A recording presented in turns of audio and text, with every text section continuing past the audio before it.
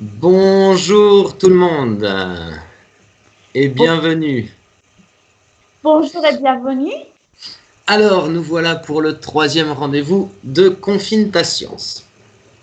On va recadrer un petit peu ce que c'est que ça. Confine ta science, c'est la mise en ligne de la programmation de l'ESPGG, qui est un centre d'animation scientifique dans le 5e arrondissement de Paris. Mais en ces temps de confinement, il faut bien faire des sciences. Donc on se retrouve ici sur Twitch et on est ravis de vous avoir avec nous. Peut-être que certains d'entre vous nous ont suivis cette semaine-là. C'est notre première semaine sur Twitch. Et donc on a déjà eu 2 rendez-vous. Un premier rendez-vous lundi, où on a parlé de réseaux de neurones avec 2 chercheurs qui sont intervenus. Un deuxième rendez-vous mercredi, où on était avec Pania et Clémentine qui nous ont parlé d'illusions. Et toujours dans le cadre de la semaine du cerveau, qui était la semaine dernière, mais nous on l'a fait cette semaine, on se retrouve cette semaine avec une chercheure qui va nous parler de ses recherches. On va accueillir Oriane tout à l'heure, et elle se présentera, Pania nous la présentera aussi un petit peu. Alors, on a déjà eu 2 lives, vous pouvez les retrouver en replay sur la chaîne Twitch, et on a d'autres rendez-vous à venir, et ça vous serez tenu au courant si vous allez vous inscrire à la newsletter de l'ESPGG, ou bien si vous allez sur le site de l'ESPGG, ou bien encore le Facebook de l'ESPGG. Alors, on peut peut-être commencer par se présenter. Je m'appelle Maxime, je suis médiateur scientifique à l'association Trace qui gère l'espace des sciences Pierre-Gilles de Gênes. À ma droite, j'ai Pania sur votre écran. Donc Pania, aussi médiatrice scientifique de Trace.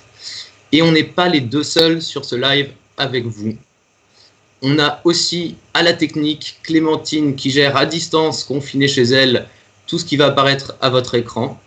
On a aussi à droite dans le chat 2 médiateurs, un qui s'appelle Arnaud, un qui s'appelle Paul, mais dans le chat, il s'appelle Nono ESPGG et Confine ta science.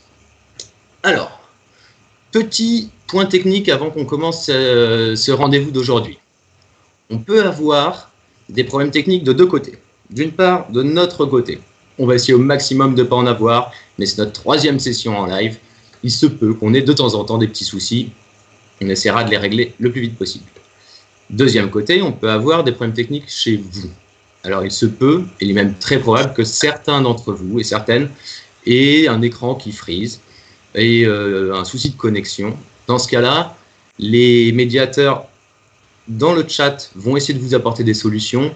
Déjà, on peut vous conseiller de rafraîchir la page, de changer de navigateur ou encore de changer d'ordinateur. Alors, comment est-ce qu'on va communiquer ? Effectivement, aujourd'hui, c'est une rencontre avec une chercheure. Le but est d'avoir un espace de discussion avec elle et donc de pouvoir poser des questions. Pour ça, vous avez un chat à votre droite. Pour pouvoir y participer, il faut avoir un compte Twitch.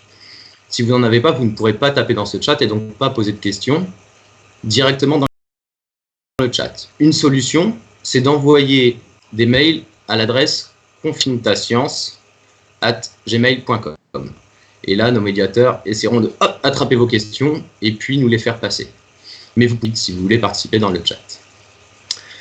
Ensuite, petit point sur le fonctionnement du chat. En bas de la vidéo, vous avez les règles de fonctionnement du chat. Comme c'est un espace qui est dédié à poser des questions, pour qu'on puisse les relayer à la chercheure qui sera avec nous. Et moins il y a de choses qui l'inondent avec des propos qui n'ont rien à voir avec ce que l'on fait, plus on peut facilement récupérer les questions et donc avoir une discussion fluide. Donc on va vous demander de respecter les règles du chat qui sont écrites en bas de la vidéo. Et bien ça va être parti. On est donc ensemble pour grand maximum 1 heure, bon à peu près 1 heure on va dire. Et je vais maintenant passer la parole à Pania, si elle nous entend, pour lancer ce rendez-vous d'aujourd'hui. Bonjour tout le monde, merci Maxime. Alors, du coup, moi c'est Pania, et pareil que Maxime, je suis médiatrice de l'association Trace, qui gère également l'espace des sciences Pierre-Gilles de Gênes à l'École supérieure de physique et de chimie industrielle de la ville de Paris. Je suis contente qu'on peut se retrouver ici malgré le confinement. J'aimerais aussi vous présenter Oriane Duchemin qui va nous rejoindre bientôt, qui a accepté gentiment de participer à notre programme. Bonjour Oriane, de Confintation, spécialement sur la semaine du cerveau, avec une semaine de retard, mais c'est pas très grave, on l'a rattrapé cette semaine.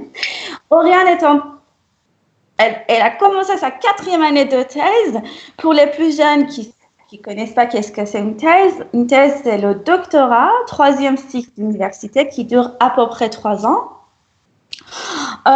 C'est-à-dire après le bac, si on a envie de continuer nos études supérieures à l'université, au départ, il va y avoir 3 ans de formation qui s'appelle la licence, et puis 2 ans qui s'appelle master, et puis 3 ans le doctorat. Pendant le doctorat, on commence un projet de recherche qu'on doit mener tout seul, avec l'encadrement d'un ou plusieurs directeurs ou directrices de thèse, dans un laboratoire où les chercheurs et les chercheuses travaillent tous les jours.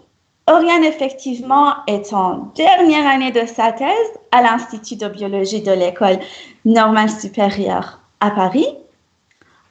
Je vais vous mettre le lien de son institut dans la partie de chat si vous voulez consulter plus tard. Elle travaille sur la biologie et pour ceux qui ne connaissent pas qu'est-ce que c'est la biologie est une science qui étudie tout ce qui est vivant. Les êtres humains, les plantes, les animaux, on essaie de comprendre le comportement des êtres vivants et comment ça fonctionne. Et puis encore par rapport à Oriane qui est avec nous aujourd'hui, elle a travaillé, ça fait 3 ans cette année, sur les cerveaux de certains poissons zèbres, les bébés de ces poissons. Et à la fin de cette année, elle va soutenir sa thèse, c'est-à-dire qu'elle va présenter son travail de recherche qu'elle a effectué devant un comité scientifique. Là, tout à l'heure, je passe la parole à Oriane qui va nous dire plus sur ce qu'elle fait concrètement tous les jours. Et bien sûr, si vous avez des questions par rapport à ce qu'elle fait et ce qu'il nous présente, vous pouvez participer et poser vos questions dans la partie de chat à chaque fois qu'on passe un slide, un diaporama. Et vous pouvez aussi garder des questions générales à la fin de l'intervention, à la fin de sa présentation. On va avoir un petit temps ensemble pour discuter de manière générale si vous avez des questions à ce moment-là. Alors, du coup, je passe la parole à Oriane. Je te laisse te présenter un peu plus. Bonjour à tous. Je suis très contente d'être ici, malgré le confinement. Et donc oui, voilà, comme Pania a dit, je suis en 3e année de thèse et du coup, je vais vous montrer un peu ce que je fais. Donc dans mon équipe, on travaille sur les neurosciences en utilisant un poisson. Donc je vais vous expliquer un peu plus dans le détail dans la suite de cette rencontre. Et les différentes personnes de mon équipe étudient différents sens. Donc il y a par exemple l'audition, la vision, comment le poisson va bouger suivant certaines stimulations qui se passent. Et moi, j'étudie plus particulièrement la vision et j'essaye de faire en sorte qu'un poisson puisse voir des illusions d'optique et essayer de comprendre comment ça marche dans son cerveau. Voilà, donc on peut y aller si c'est bon pour tout le monde. Voilà, on a parlé de l'illusion cette semaine, Oriane. Clémentine et moi, ce mercredi, on a fait une animation sur les illusions optiques. Mais tu peux commencer à nous nous expliquer un peu plus sur les illusions que tu travailles là-dessus? Si je vais peut-être rajouter un tout petit quelque chose avant qu'on commence, c'est la façon de fonctionner pour les questions qu'on va poser à Oriane. On va fonctionner de 2 façons. D'une part, on gardera un large espace de discussion à la fin de sa présentation qu'elle a préparée et qu'on va faire défiler. Donc pour toutes les questions qui sont générales, qui ne se rapportent pas directement à une slide sur laquelle on est en train de parler, on les gardera pour la fin et on les reprendra. Donc les questions que vous avez posées, on les stocke et on les reposera à Oriane. Par contre, à la fin de chaque slide, on va faire une petite pause et s'il y a des questions sur ce que Oriane vient de dire sur la slide, alors on les prendra et on y répondra immédiatement. Voilà. C'est parti, Ariane, je te laisse la parole. Très bien. Donc, voilà. Pour commencer, donc, mon type d'illusion d'optique, ça s'appelle la bistabilité visuelle. Donc, vous connaissez peut-être déjà ce type d'illusion d'optique. Donc, c'est un exemple ici. C'est une image, je ne sais pas exactement qui voit quoi, mais normalement, certains d'entre vous voient un canard et certains d'entre vous voient un lapin. Vous pouvez répondre dans le chat pour vérifier ce que vous voyez un peu. C'est sympa de voir ce que les gens voient. Et normalement, entre le lapin et le canard, ça va varier au cours du temps. Donc, vous allez pouvoir voir l'un puis l'autre. Donc, pour vous aider un petit peu, ici, le lapin regarde vers la droite et le canard regarde vers la gauche. Ils ont le même œil et les oreilles du lapin correspondent au bec du canard. Est-ce que ça va pour tout le monde? Donc oui, c'est normal de voir Certains nous disent qu'ils voient les deux. Alors, ce qui est difficile, c'est de voir les deux en même temps. C'est pour ça que généralement, on parle de bistabilité, non? On voit soit l'un, soit l'autre, alternativement. Exactement. En fait, le principe, c'est que c'est une image qui est volontairement ambiguë. Et donc, notre cerveau va choisir une interprétation. Et par contre, il peut en changer au cours du temps. Mais en tout cas, on a quand même des gens qui nous disent réussir à voir les deux en même temps. Bon, eh bien, c'est comme ça. Très bien. Bravo. Bravo, effectivement. Donc, voilà un premier exemple de cette illusion. Et j'en ai d'autres. Donc, par exemple, sur la slide suivante, c'est quelque chose qu'on peut même dessiner nous-mêmes à la main. Ça s'appelle un cube de Necker. Et en fait, comme ici, il n'y a pas d'indication de profondeur dans l'image, en fait, on peut voir le cube soit par en dessous, soit par au-dessus. Et là, c'est vraiment très, très difficile de voir les deux en même temps. Normalement, vous pouvez passer de l'un à l'autre, mais voir les deux en même temps, en tout cas, moi, j'y arrive vraiment pas du tout. Je ne sais pas si certaines d'entre vous, d'ailleurs, je vais rebondir, Ariane, je me permets, ont déjà fait cette expérience avec un bouchon de champagne. En tout cas, le petit fil de fer qui entoure le bouchon de champagne. On peut, si on le tient, bon, j'en ai pas là, désolé, mais si on le tient par la petite queue qui est surmontée des deux cercles en profondeur, alors en le tendant loin devant soi avec le bras loin et en fermant un œil, on peut s'amuser à essayer de voir le petit cercle devant le grand. Et dans ce cas-là, le mouvement est extrêmement étrange lorsqu'on réussit à passer sur cette bistabilité-là. Voilà. Oui, exactement.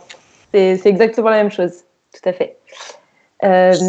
Donc voilà, c'est aussi un phénomène de bistabilité visuelle puisqu'il y a deux interprétations de l'image et on peut voir l'un ou l'autre et passer d'une interprétation à l'autre.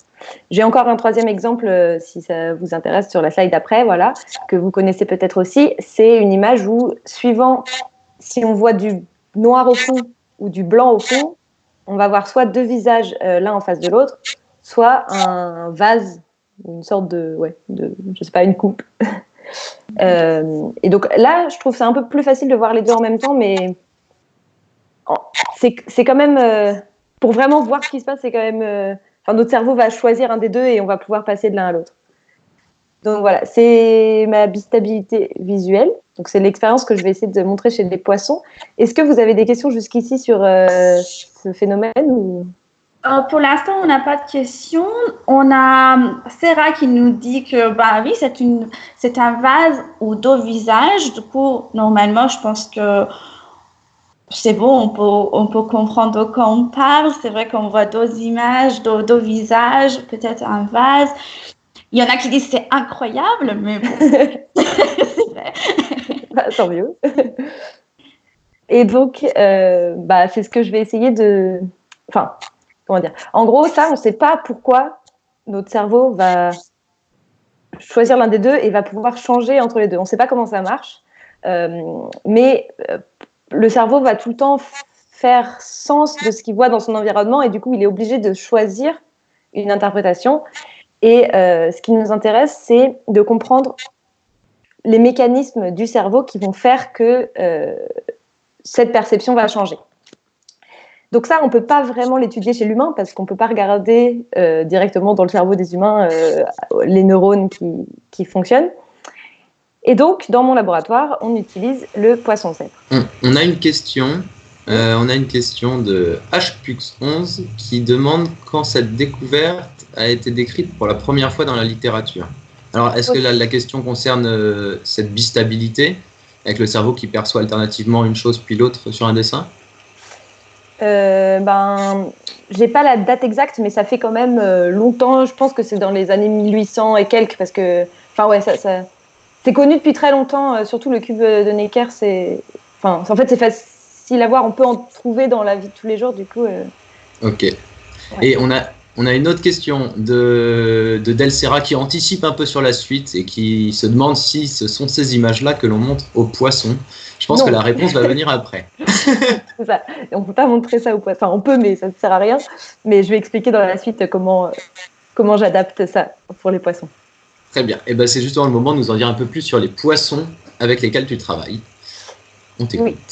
Donc, le poisson zèbre que vous voyez ici, en fait, ces 4 photos sont des photos de poissons zèbres, mais qui sont un peu différents. Mais c'est comme, par exemple, moi j'ai les cheveux blonds, d'autres personnes ont les cheveux bruns. C'est les mêmes différences, en fait, ici dans les poissons qui ont soit des rayures, soit des points, soit carrément pas de pigments, sur le dernier en bas à droite. Mais donc tout ça, c'est un poisson zèbre. C'est un animal que vous avez peut-être déjà vu. Il est souvent en fait dans les aquariums. Il fait à peu près 3-4 cm à l'âge adulte. Et il a été beaucoup utilisé en recherche parce que quand il est bébé, donc ce qu'on appelle la larve du poisson, il va être transparent. Et donc on va pouvoir regarder beaucoup de choses directement à l'intérieur du poisson. On a une question, Oriane, Oui. de Merog 108 qui nous dit les poissons ont les yeux sur les côtés, sur le côté, donc qui se trouvent en face d'eux. Est-ce qu'ils le peuvent? Ils le peuvent parce qu'en fait, ils arrivent à tourner un peu leurs yeux pour voir devant. Bon, pas aussi bien que nous, hein, bien évidemment, mais ils ont quand même une vision relativement, tout autour d'eux. Et on a une autre question, tu peux choisir d'y répondre maintenant ou plus tard, je ne sais pas quand c'est le plus adapté. Quelle est la taille du cerveau d'un poisson zèbre? Chez l'adulte, du coup, ça doit faire 1 centimètre, je pense. Moi, ce que j'étudie, on va voir juste après, c'est beaucoup plus petit que ça parce que j'étudie chez les bébés des poissons. Mais je vais montrer ça juste après. Alors, c'est le moment de passer à la suite. Tout à fait. Donc, voilà, ici, on voit une larve de poisson zèbre. Donc, c'est un peu... ça fait un peu peur vu comme ça, en gros, directement, mais tout va bien. Donc, sur la photo en haut à gauche, on la voit qui est en train de chasser. Donc, elle mange des petites bactéries ou des paramécies qui sont dans l'eau. Et donc là, elle fait à peu près, ça fait 7-8 mm. C'est vraiment petit.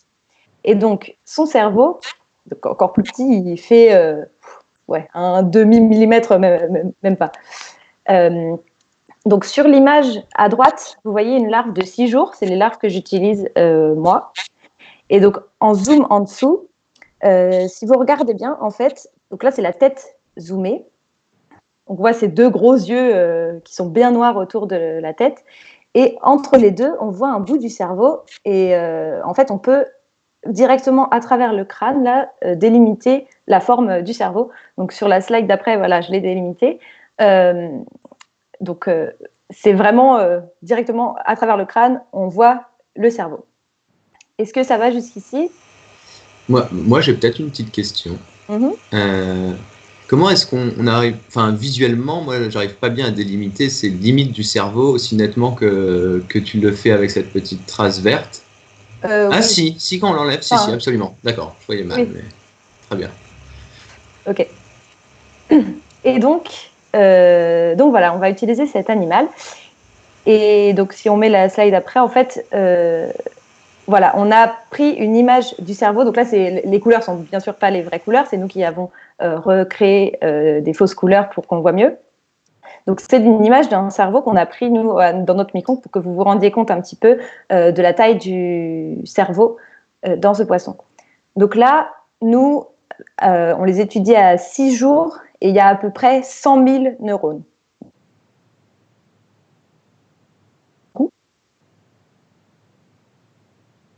Oui. Donc là, dans un cerveau comme ça, de poisson qui a 6 jours, il y a 100 000 neurones.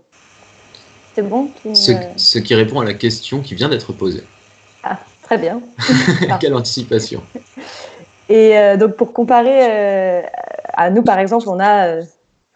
nous, c'est énorme. C'est 100 milliards de neurones qu'on a dans notre cerveau, donc c'est vraiment pas du tout la même échelle. Mais déjà, 100 000 neurones, c'est assez complexe. Et donc, on essaye de comprendre ce qui se passe. Donc, sur la slide juste après... Est-ce que, peut-être, j'ai une question. Est-ce que tu peux nous dire rapidement ce que c'est qu'un neurone? Oui, tout à fait. C'est vrai que... Bonne question. Donc, un neurone, c'est une cellule du cerveau et elle va transmettre de l'information. Donc, tous les neurones sont connectés entre eux et ils vont récupérer donc, des informations de tous les neurones qui sont autour d'eux, un peu calculer des choses, en quelque sorte, puis retransmettre de l'information. Et tout ça, ça permet de faire tout ce qu'on fait.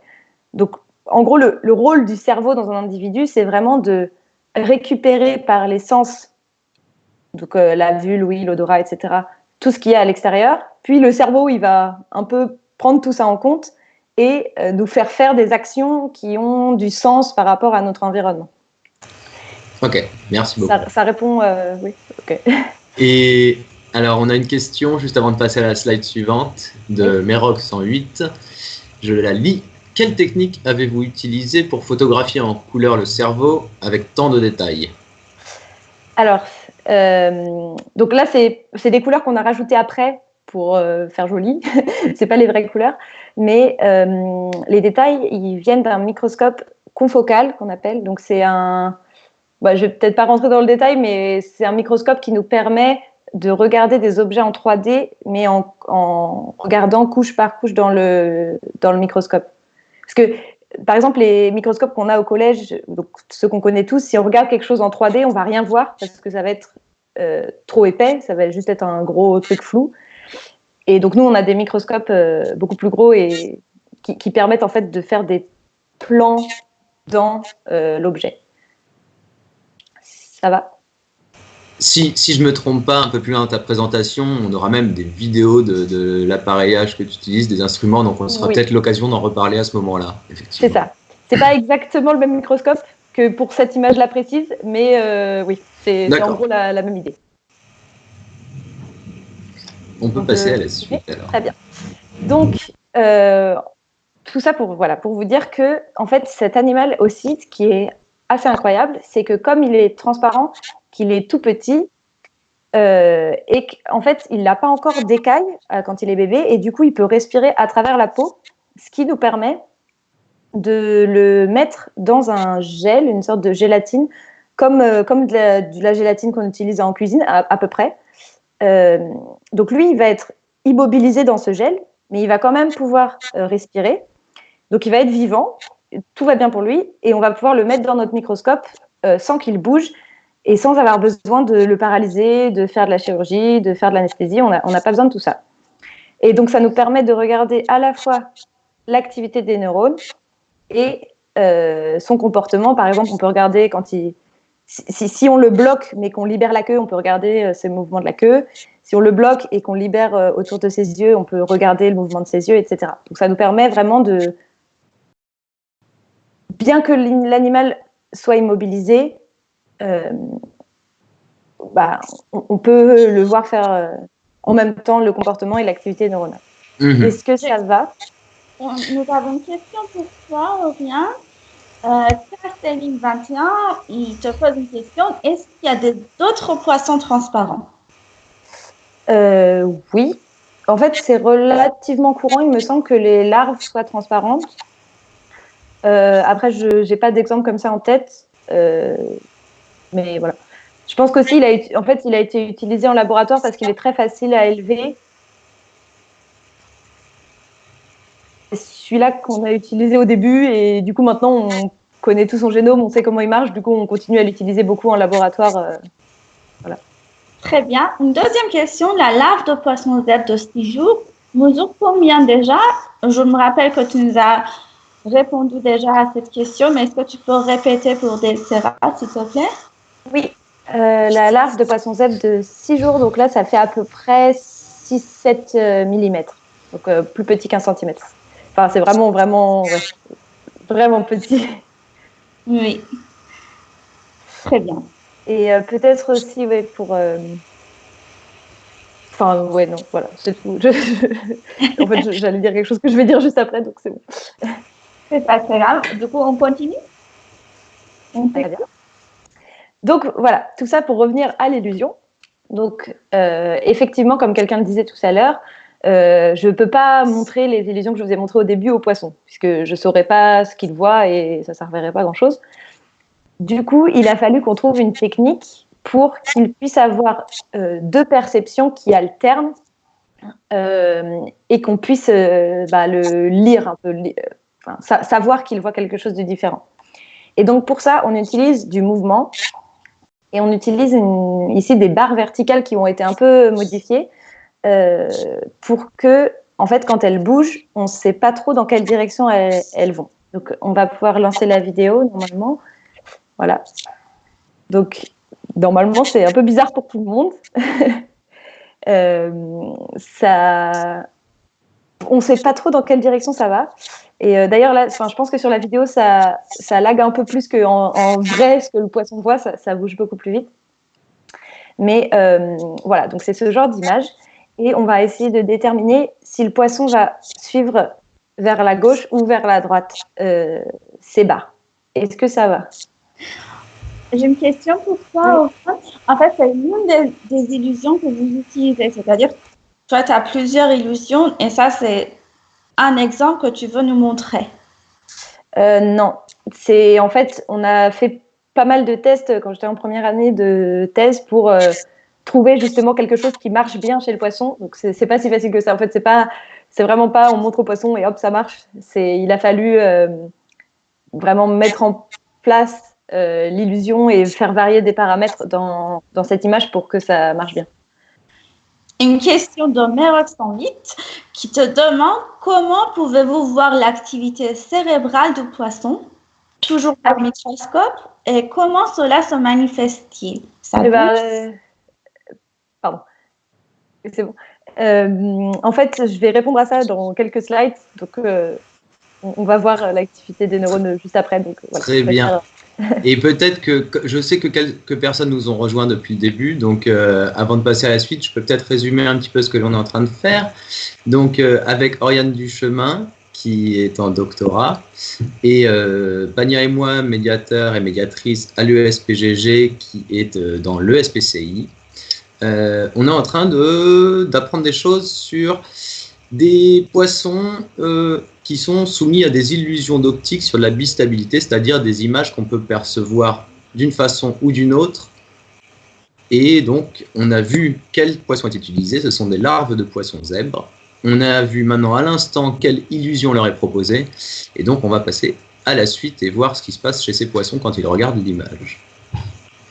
Super, très bien. Donc, comme je vous disais, en fait, le but, ça va être aussi de pouvoir... oui. Ah, vous m'entendez?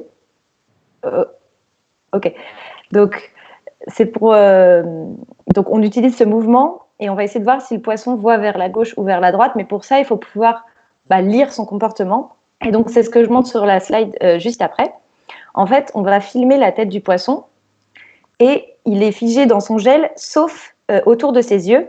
Et donc, il peut bouger ses yeux.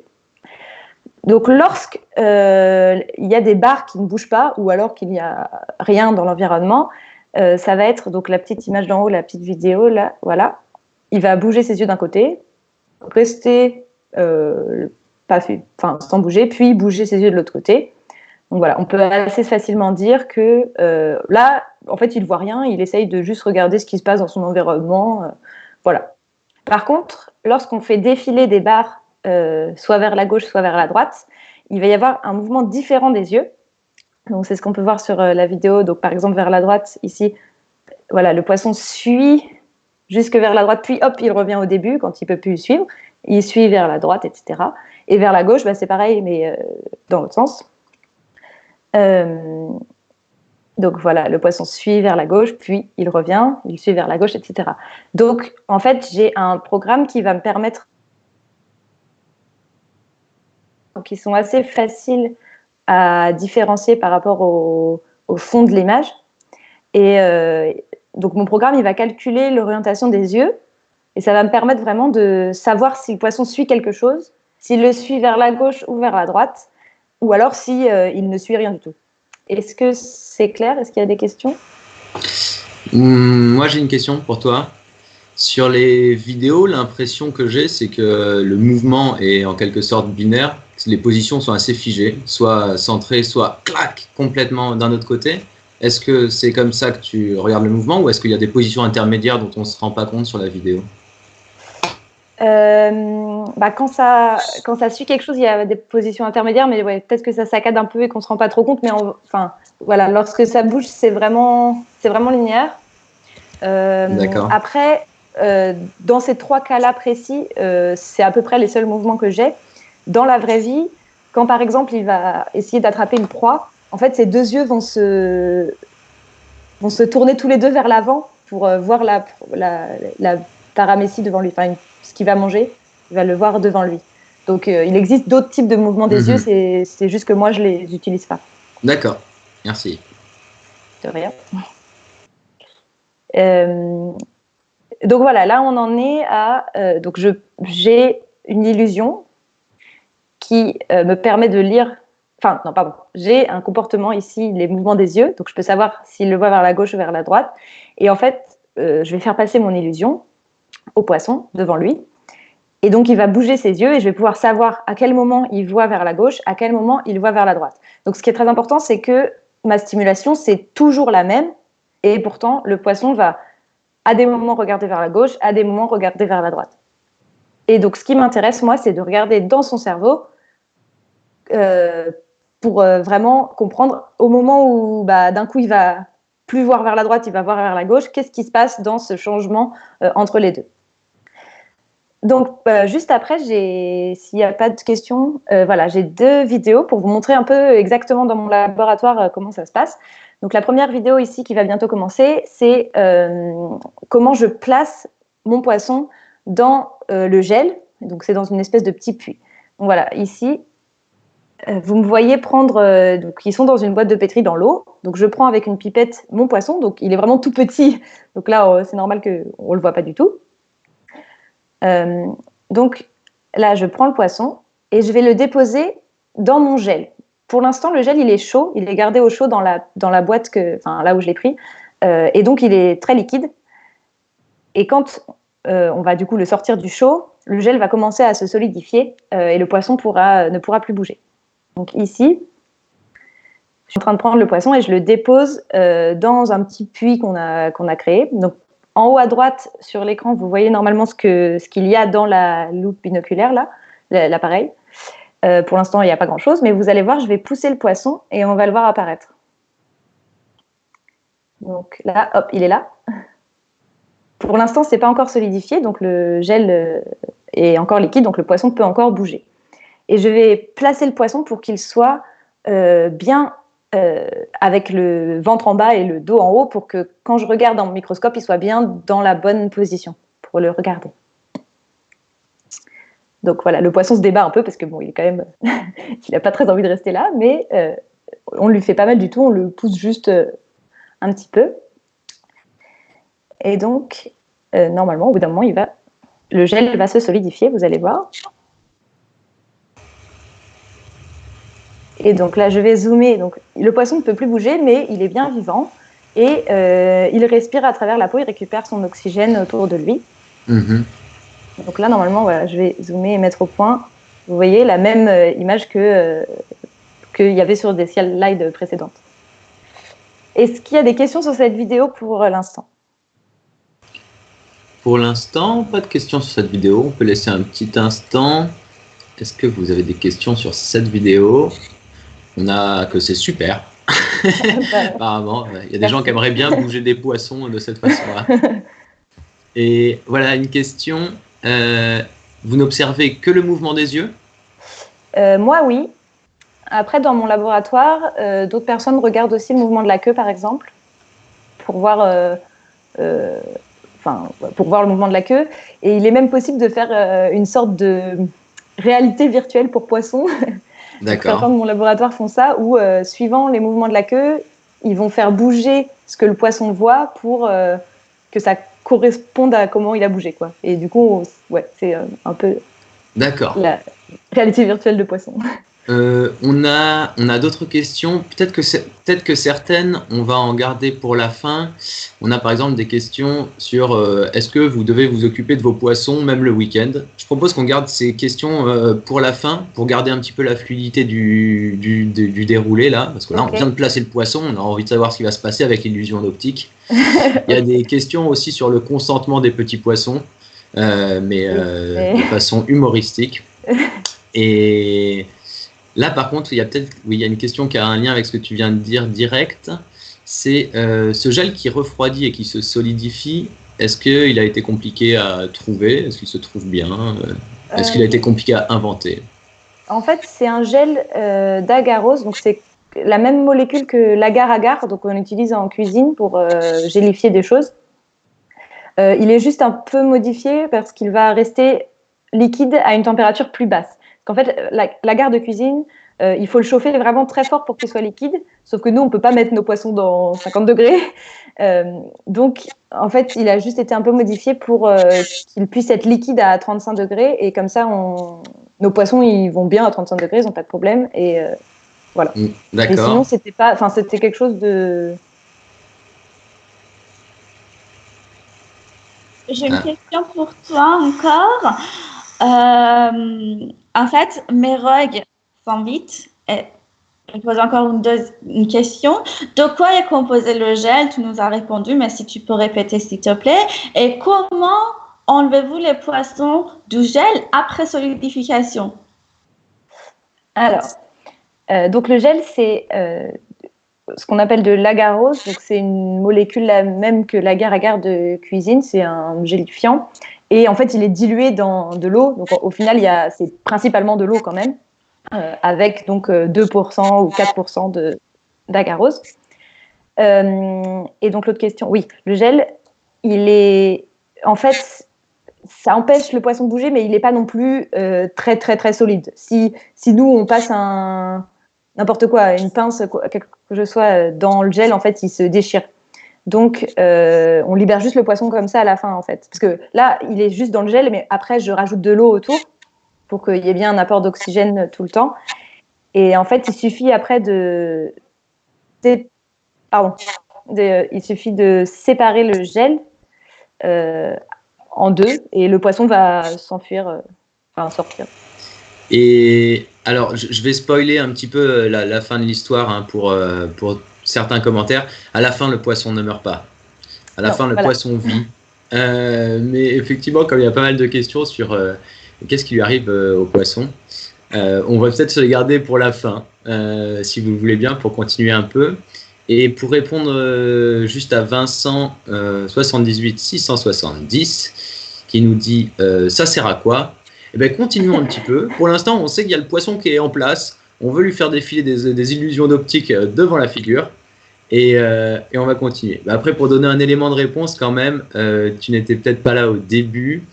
On est parti d'illusions d'optique qui sont actives chez l'homme, avec des phénomènes de bistabilité, donc des images qu'on peut percevoir d'une façon ou d'une autre, mais qu'on ne choisit pas vraiment quand notre cerveau décide de passer d'une perception à l'autre.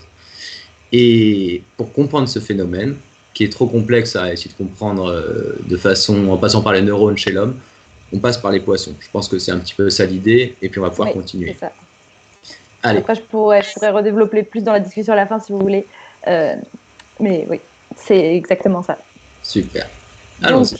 Voilà, j'ai une deuxième vidéo. C'est pour vous montrer comment je le place dans mon microscope. Donc déjà, en fait, mon microscope, c'est une pièce. C'est assez grand. Donc ici, vous voyez, il y a plein d'ordinateurs. Il y a en fait un laser qui va nous permettre d'illuminer le poisson. Et ça va jusque dans la boîte noire ici. On voit un peu de plus proche ici. Donc là, je suis en train de placer le poisson qui est dans son petit puits. Je le place sous l'objectif du microscope. Et donc, ce que vous voyez en rouge, et il y a un écran qui a été mis autour du poisson. Là, j'ai allumé de la lumière qui va illuminer les neurones du poisson. Je reviendrai dessus juste après. Et donc, je vais placer le poisson pour le voir bien dans mon microscope. Donc, oui, pardon, j'ai mis ma main devant. Mais, donc voilà, là, le poisson est au bon endroit. Donc ici, c'est juste pour le placer pour un premier jet. Et ensuite, j'allume donc vraiment mon microscope qui utilise des ordinateurs. Et là, je suis en train de descendre dans le cerveau du poisson et je regarde là toute une partie du cerveau et tout ce qui est brillant, ce sont les neurones. Donc, je vais revenir un peu là-dessus pour expliquer un peu mieux. En fait, ce que je ne vous ai pas dit encore, c'est que ces poissons, on leur a fait exprimer dans leur cerveau des protéines qui, en fait, vont s'illuminer en vert quand les neurones sont actifs. Parce que normalement, les neurones sont actifs, mais on ne peut pas le voir. Donc, pour pouvoir le voir, on a vraiment des protéines qui vont, donc des molécules à l'intérieur des neurones du poisson qui vont devenir vertes si on les illumine correctement lorsque les neurones sont actifs. Et donc là, c'est ce que je peux voir avec mon microscope. Tout ce qui était illuminé, donc coloré, en des petits points blancs et verts dans les images, c'était les neurones qui émettaient de la lumière parce qu'ils étaient actifs.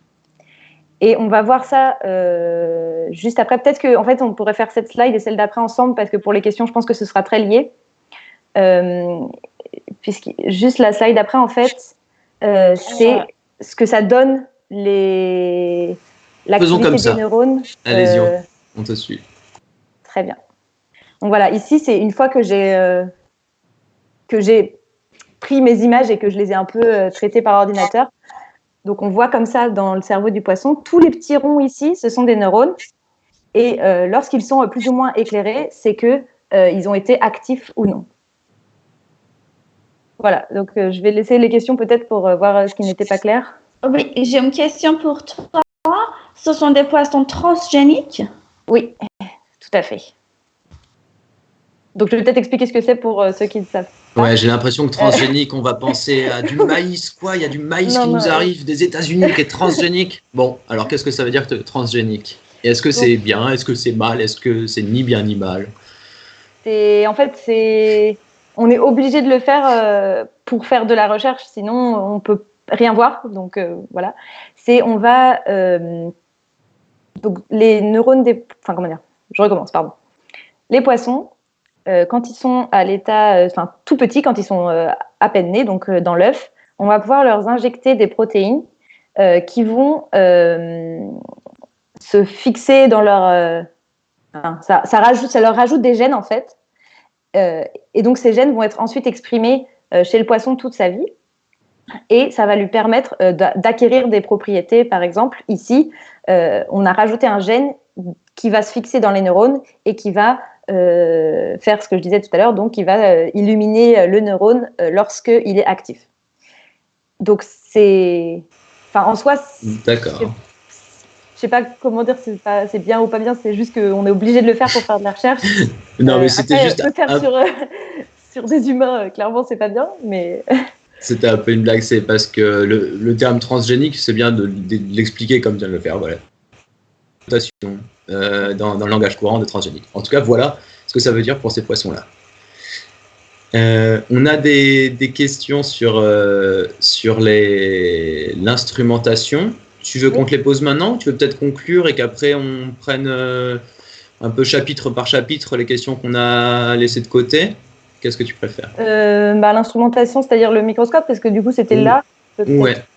Alors, la question, c'est si ce n'est pas un microscope confocal, qu'est-ce que c'est donc? Tout à fait, je ne l'ai pas dit. C'est un microscope biphotonique. Donc, beaucoup de mots un peu de technique, mais en gros, c'est un microscope qui va utiliser un laser pour pouvoir éclairer la tête du poisson. Mais c'est un laser à basse fréquence. Enfin, ça va pas faire mal au poisson. Et en fait, on dit biphotonique parce qu'il y a 2 photons du laser, donc 2 grains de lumière du laser qui vont arriver en même temps dans le poisson, et c'est ça qui va permettre d'éclairer seulement un plan du poisson et de ne pas éclairer toute la totalité du poisson. Ouais, c'est un peu...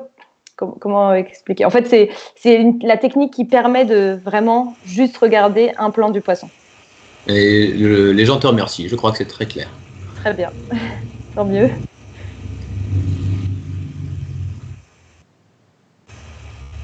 En fait, on a raté une question, s'il te plaît. Pourquoi la lumière change-t-elle de couleur? Ah oui, parce qu'il y a des moments c'était vert et des moments c'était blanc. J'imagine que c'est ça. En fait, c'est juste... ça s'illumine dans la... En fait, ça s'illumine en vert, mais nous, le matériel qu'on utilise, il ne sait pas dire si c'est vert ou bleu ou rouge ou quoi. Il va juste récupérer la lumière et c'est ensuite l'ordinateur qui va le recolorer en vert. Donc, en fait, on le voit blanc, même si la vraie couleur, c'est vert. Et sur la vidéo que je vous ai montrée, c'était blanc et vert. C'était juste pour voir... pour que moi, je le vois un peu mieux sur l'ordinateur. Très bien. Et quels résultats souhaitez-vous montrer ou obtenir à l'issue de cette thèse? Alors, la question à $5 000. Non. La question oui, là, ça y est, je crois qu'on est passé dans la discussion plus générale. Et ben, allons-y. Donc, oui, là, je ne vous ai pas du tout montré de résultats. Enfin, parce que bon, de toute façon, ça ne vous intéresse pas tant que ça, je pense. Mais donc, l'idée, c'est vraiment d'essayer de comprendre un peu quels neurones vont s'activer en même temps ou vont former des réseaux ou vont... Je sais pas, il y a tout un groupe qui va s'activer d'un coup et hop, ça va entraîner le changement de perception. Donc, j'essaye un peu de regarder où sont ces neurones pour voir si, si par exemple, c'est dans une zone spécifique du cerveau ou si c'est un peu partout dans le cerveau ou si c'est un type de neurone particulier, parce qu'ils ne sont pas tous pareils, les neurones, et on peut essayer de déterminer le type de protéines qu'ils expriment, par exemple. On peut essayer de voir s'il y a certains neurones qui sont plus aptes à faire ce changement de perception que d'autres. Et donc, une fois que si j'arrive à trouver ça, donc c'est en cours, hein, ça avance, mais je n'ai pas encore fini. Et donc, si j'arrive à ça, ça pourra nous donner une indication sur ce qui se passe chez les humains, puisque même si, bien sûr, un poisson et un humain, c'est très différent, en fait, les zones du cerveau, finalement, on peut trouver des similitudes entre les deux. Et donc, on peut comme ça essayer un peu d'extrapoler ce qu'on trouve chez le poisson, chez l'humain. On a encore une question par rapport à ta thèse. Je ne sais pas si tu préfères de répondre maintenant ou plus tard, mais je te raconte. Voilà. Cela s'inscrit-il dans un programme de recherche plus global avec collaboration avec d'autres labos? Pour l'instant, pas vraiment, mais en fait, l'idée, ça va être de créer aussi des modèles pour... donc, des modèles informatiques pour essayer de recréer un peu ça dans des intelligences artificielles, par exemple. Et donc, pour ça, on envisage, oui, de faire des partenariats avec d'autres équipes qui sont plus biophysiques, vraiment computation et ordinateur. Mais voilà, c'est dans l'idée. J'ai encore une question pour toi, pardon. Quand vous mettez le flocon sous l'objectif du microscope, pourquoi la lumière éclaire le flocon vire du blanc au violet? Ok. Alors, en fait, donc il est blanc au départ parce que c'est un écran, une espèce de papier calque que j'ai placé autour du poisson, donc autour du puits. Et en fait, lorsque j'ai besoin de placer le poisson, il faut que je puisse le voir. Et pour pouvoir le voir, il faut qu'il soit éclairé qu'il s'éclaire en vert. Et en fait, il ne va pas s'éclairer en vert si on ne lui donne pas une lumière bleue. C'est un peu bizarre, mais voilà, c'est vraiment une lumière fluorescente qui va permettre d'allumer le poisson, quoi. D'accord. On a aussi des questions un peu sur les applications, avec deux questions qui sont, d'une part, est-ce que ça peut aider à mieux connaître le cerveau humain? Donc ça, tu as commencé à esquisser une réponse. Et est-ce que ces découvertes, potentiellement que tu vas faire, peuvent avoir des applications en neurologie? Du coup, j'imagine que les deux vont un peu ensemble. Et sont posées par la même personne. Très bien, ouais. Donc, oui, c'est ce que je disais un peu avant. Là, en fait, on ne peut pas directement dire si c'est comme ça chez le poisson, ce sera comme ça chez l'humain. Mais si c'est comme ça chez le poisson, il y a quand même de grandes chances que ça se passe un peu pareil chez l'humain. Du coup, en fait, faire cette recherche chez le poisson au départ, ça permet un peu de déblayer le terrain et pour ensuite faire d'autres recherches chez d'autres animaux ou chez l'humain. Et oui, dans plusieurs années, peut-être trouver un traitement pour, j'en sais rien, s'il y a des problèmes de perception dans certaines maladies chez l'humain, etc. Mais bon, pour l'instant, c'est encore très fondamental, mais c'est l'idée, oui, que quelque chose comme ça, fondamental, où on peut vraiment regarder tous les neurones du poisson, ça nous apporte un peu une lumière sur le fonctionnement du cerveau en général. Et une autre question qui vient d'apparaître, est-ce que on pourrait appliquer les méthodes que tu appliques chez la souris, donc chez un mammifère? Oui, en adaptant un petit peu. Donc on peut le faire chez la souris, mais pas sur tout le cerveau en entier. On peut le faire juste sur un tout petit bout du cerveau. En fait, le problème chez la souris, c'est que il y a un crâne, enfin c'est pas transparent du tout.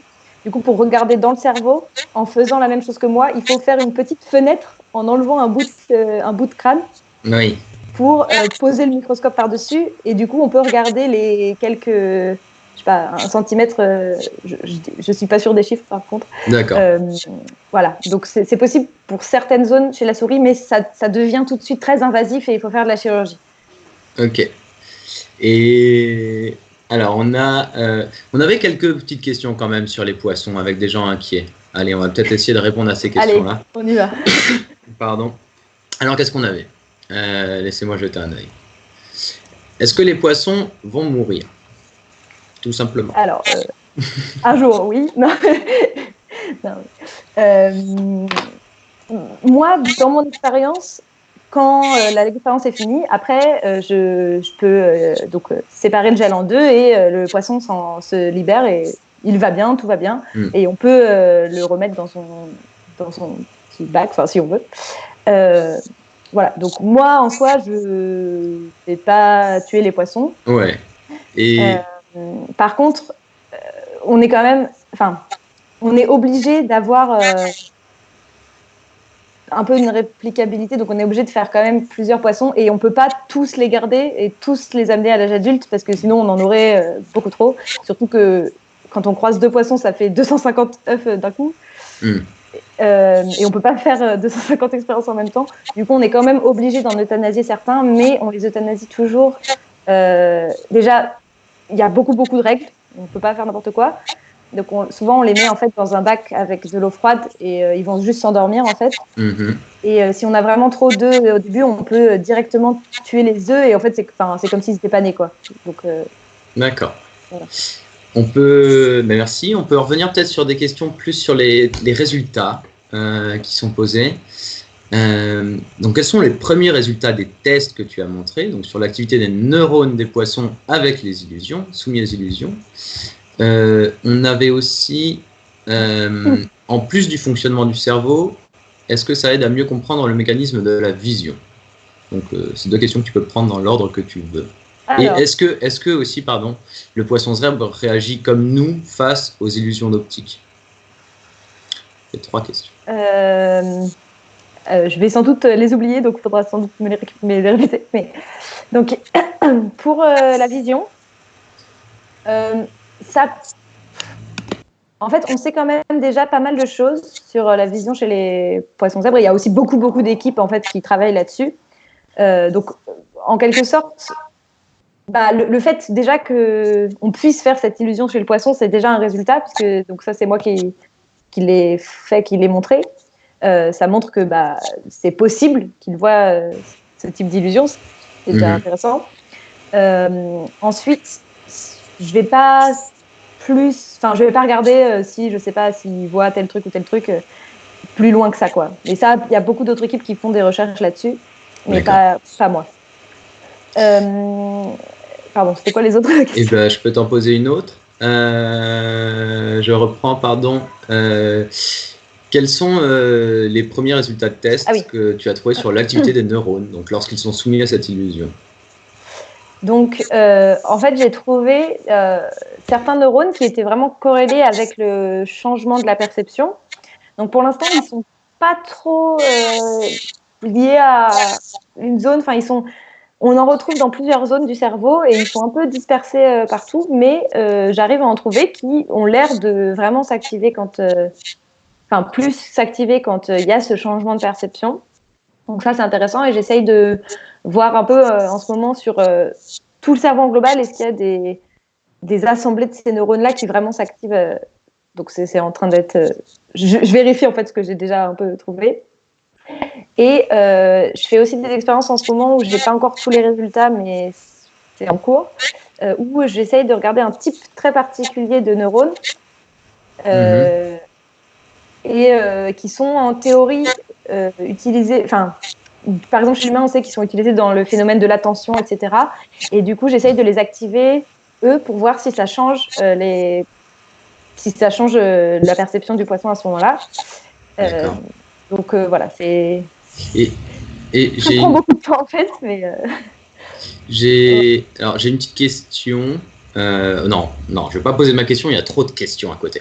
Alors d'abord, on peut noter que Serra est attristée par le fait que les poissons soient euthanasiés et non pas relâchés dans la mer ou dans un fleuve comme ça pourrait être fait. Bon, en fait, nous le notons. On n'a pas le droit de relâcher les poissons parce qu'ils sont transgéniques. Comme on les a modifiés génétiquement, même si eux, ça leur fait rien, en fait, on n'a pas le droit de les faire sortir du labo parce que ça pourrait créer trop de problèmes environnementaux, en fait. Parce que c'est comme si on rajoutait une nouvelle espèce dans la nature.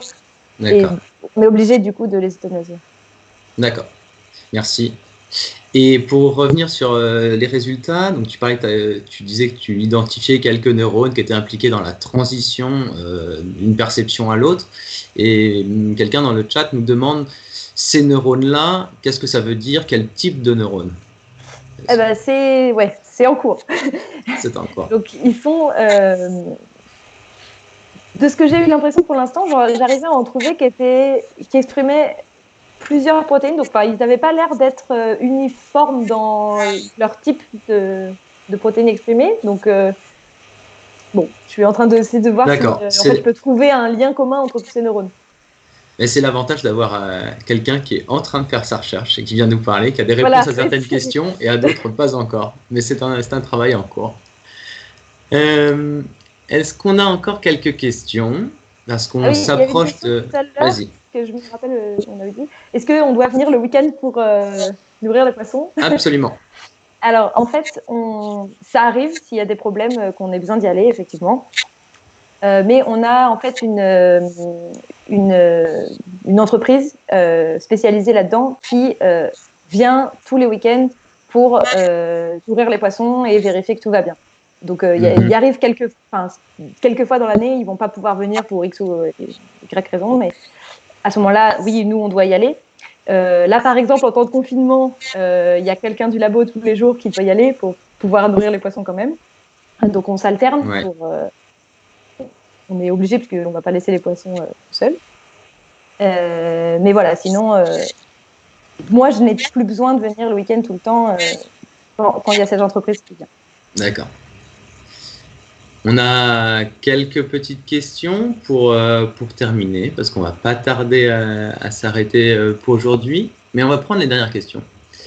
Alors, il y a la question de Merok108 qui nous demande comment est-ce que tu identifies, que tu retrouves les différents neurones? Est-ce que c'est par leur position, notamment? Oui, c'est assez compliqué. En fait, je ne peux pas être sûre qu'entre deux poissons, c'est exactement le même neurone. Je peux savoir qu'il est dans la même zone globale. Donc ça, j'ai réussi à montrer ça.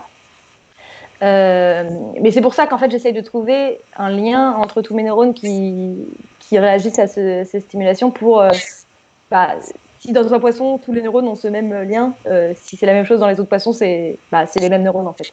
Mais pour l'instant, c'est en cours. D'accord. Et une petite question. Ah, pardon, Pania, tu allais parler. Non. Les poissons voient-ils les couleurs? Oui. D'accord. En fait, même la plupart des poissons voient plus de couleurs que nous. En fait, ils voient de l'ultraviolet, la plupart. D'accord. Pas tous. Mais...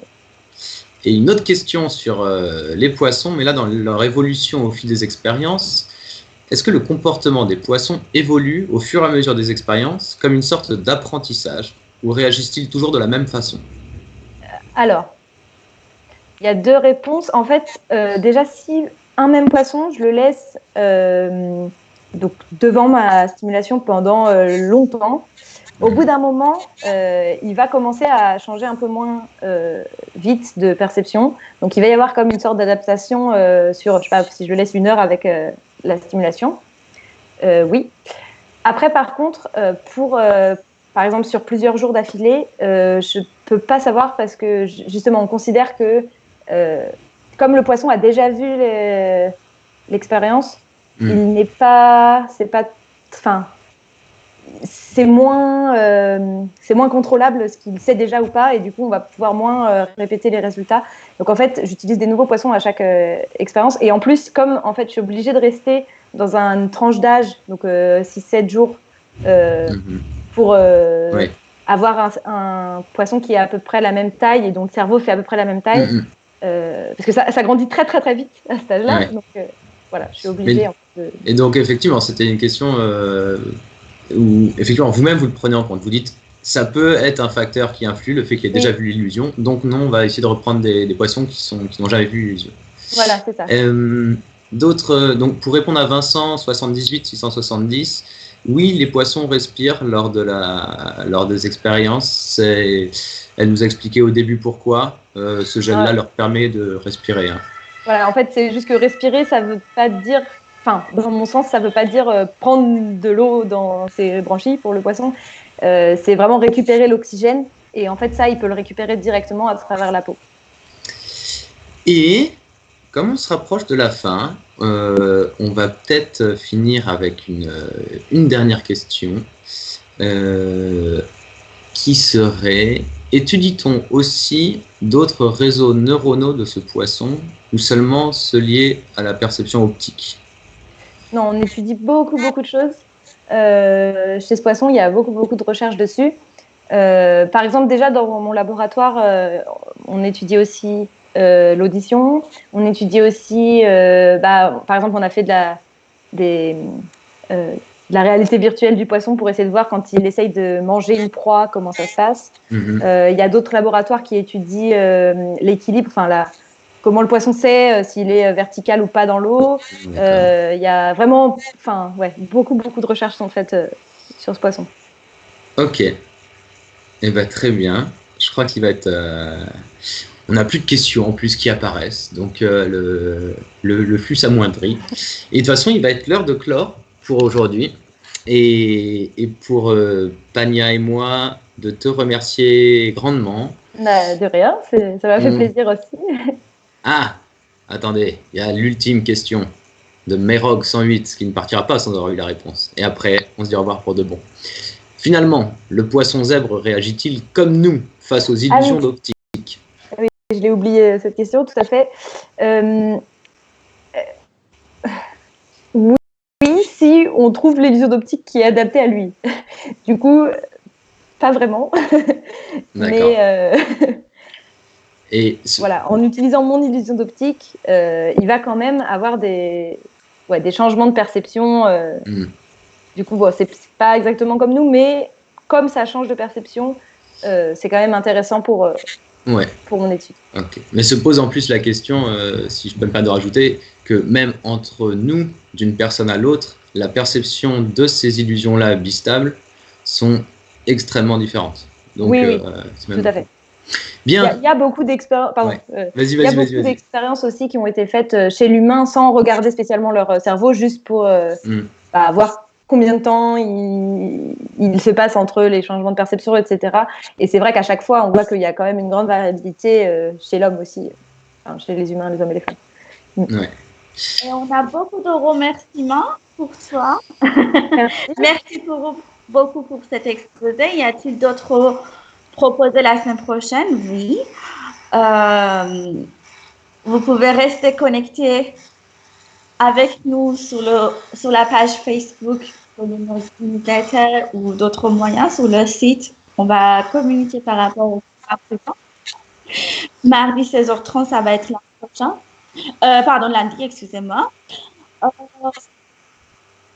Alors, j'ai encore quelques questions pour la fin. Ah, Mérog ne lâche pas. Allez, la toute dernière et après on se dit au revoir pour de bon. Que change l'ombre de photon dans un microscope? Pardon, j'ai pas compris. Que change l'ombre? Je pense que la couleur. Le nombre de photons. De photons dans un microscope. Pardon. Oui. En fait, c'est plus le nombre de photons qui arrivent en même temps qui est important. Et c'est vraiment, en fait, s'il y a plus de photons qui arrivent en même temps, on peut diminuer la puissance du laser. Et donc, en fait, il est moins puissant et ça va pas abîmer le poisson, enfin lui faire mal. Donc, c'est pour ça que c'est mieux d'avoir un biphotonique qu'un photonique tout seul. Et en plus, ça permet de couper, enfin, d'avoir vraiment juste un plan, parce qu'il y a seulement dans ce plan-là que les deux photons arrivent en même temps. Sinon, et donc l'image qu'on a, c'est vraiment les deux photons qui arrivent en même temps. C'est un peu, je sais pas expliquer comme ça avec les mains, mais si vous regardez sur Internet microscope biphotonique et si vous connaissez un peu de physique, vous pouvez voir comment ça fonctionne. Et c'est important d'avoir deux photons et pas un seul. Ben, merci. Donc voilà, votre prochaine chose à faire, c'est d'aller voir ce que c'est qu'un microscope biphotonique et comment ça fonctionne. J'espère que vous trouverez des choses un peu vulgarisées là-dessus. Et donc pour répéter un petit peu à l'oral ce qui se dit dans le chat, on a beaucoup de questions sur comment est-ce qu'on fait pour suivre vos activités proposées la semaine prochaine. Donc récapitulons, c'est tous les lundis, mercredis et vendredis à 16h30 tous les jours. Les vendredis, c'est dédié comme aujourd'hui à une rencontre, un échange avec une personne qui fait de la recherche. Donc merci à toi Oriane pour avoir été là aujourd'hui. Vous pouvez suivre notre programmation, ça a été dit dans le chat, en vous inscrivant à la newsletter, en allant sur le site. Regardez le chat et vous aurez toutes les réponses. Je pense qu'on peut aussi remercier grandement Clémentine qui a été à la technique et qui faisait apparaître les images et disparaître, échanger les diapos et lancer les vidéos au bon moment. Et à Paul et Arnaud qui, dans le chat, ont répondu à vos questions, on vous a donné des coups de main. Et voilà, merci à vous surtout d'avoir été là, aussi nombreux, et puis être restés toute l'activité. C'est bien la preuve que tu as été passionnante, Oriane. Merci beaucoup.